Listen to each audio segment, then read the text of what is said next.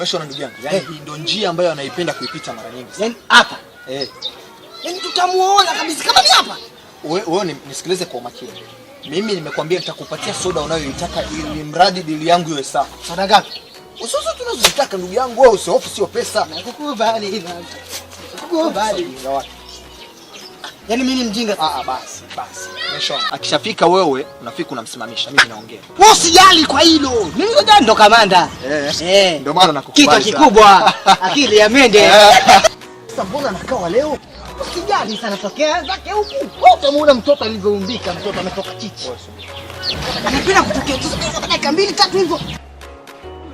Huyu wako. Sister, samani dada. Sister. Samani, anahitaji ongea na wewe. Anahitaji ongea na wewe.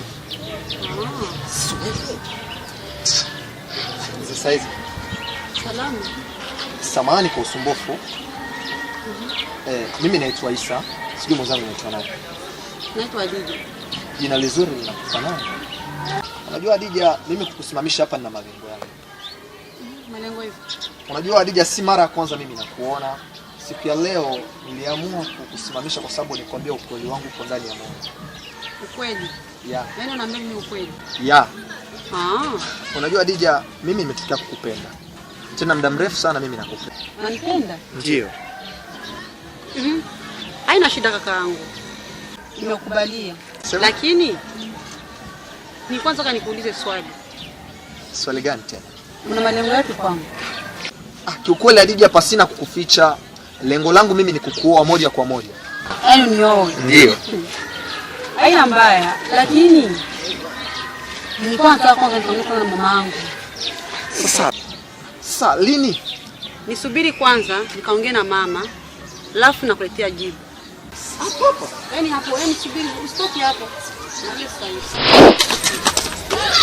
Weza. Umeona? Weza. Isa. Uko wapi? Ndio. Yangu ni hatari. Nikapita hata sikupaona. Yuko wapi? Yuko wapi? Bibi yangu hatari. Hatari kweli.